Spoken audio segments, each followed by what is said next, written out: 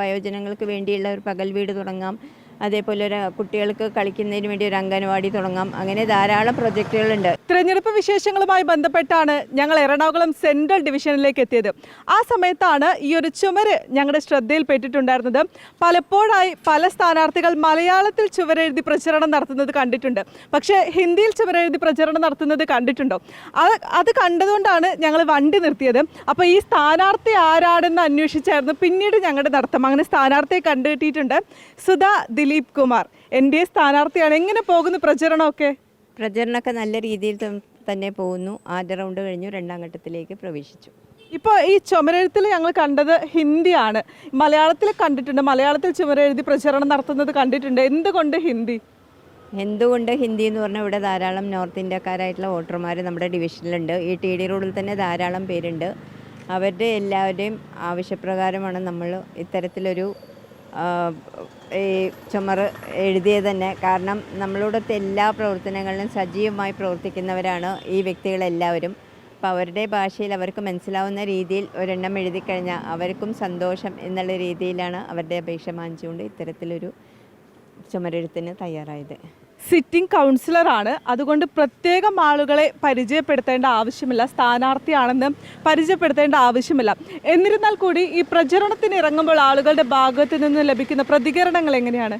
വളരെ നല്ല പോസിറ്റീവായിട്ടുള്ള പ്രതികരണങ്ങളാണ് ജനങ്ങളുടെ ഭാഗത്തു നിന്ന് നിൽക്കുന്നത്. കാരണം സാധാരണ എല്ലാ ജനപ്രതിനിധികളും 5 വർഷത്തേക്കാണ് തങ്ങളെ ജനപ്രതിനിധികളെ തിരഞ്ഞെടുത്തിരിക്കുന്നത് എന്ന ബോധ്യത്തോടു കൂടി 1-2 വർഷം കഴിയുമ്പോൾ പിന്നീട് നമ്മുടെ ജനപ്രതിനിധികളെ ആയിട്ടുള്ള ഒരു തൊട്ടടുത്ത വാർഡിലാണ് മത്സരിക്കാൻ വേണ്ടി തയ്യാറെടുക്കുന്നത്. പക്ഷെ ഞാൻ അങ്ങനെയല്ലായിരുന്നു. 5 കൊല്ലം ജനങ്ങൾ എനിക്ക് ആദ്യമായിട്ട് ഈ ഡിവിഷൻ നൽകിയപ്പോൾ അവരോടൊപ്പം നിന്നുകൊണ്ട് രണ്ടാമതും മൂന്നാമതും ഈ ഡിവിഷനിൽ തന്നെയാണ് ഞാൻ ജയിച്ചത്.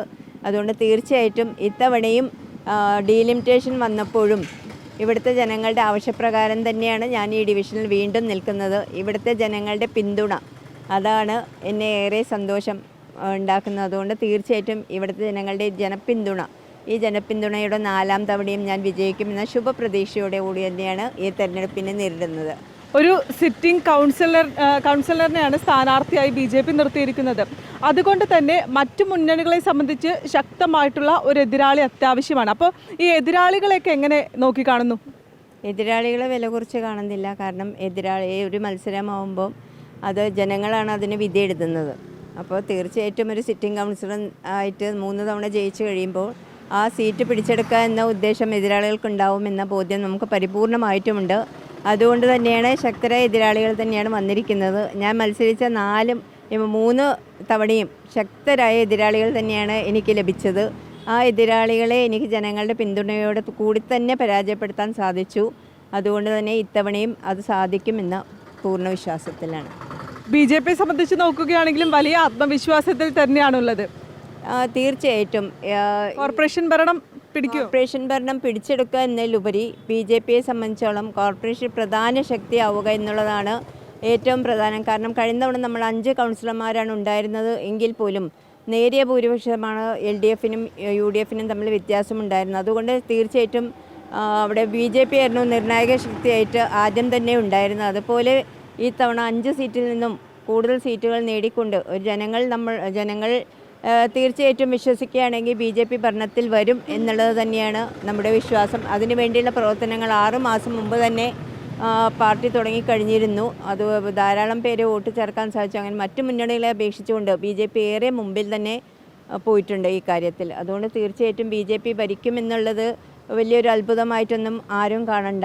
ജനങ്ങൾക്ക് വിശ്വാസമുണ്ടെങ്കിൽ വികസിത കൊച്ചി എന്നാണ് ഞങ്ങൾ പറഞ്ഞിരിക്കുന്നത്. വികസിത കൊച്ചി ജനങ്ങൾക്ക് ആവശ്യമുണ്ടെങ്കിൽ തീർച്ചയായിട്ടും ജനങ്ങൾ BJP ഇരു കൈനീട്ടി സ്വീകരിക്കുമെന്നുള്ള യാതൊരു സംശയവുമില്ല.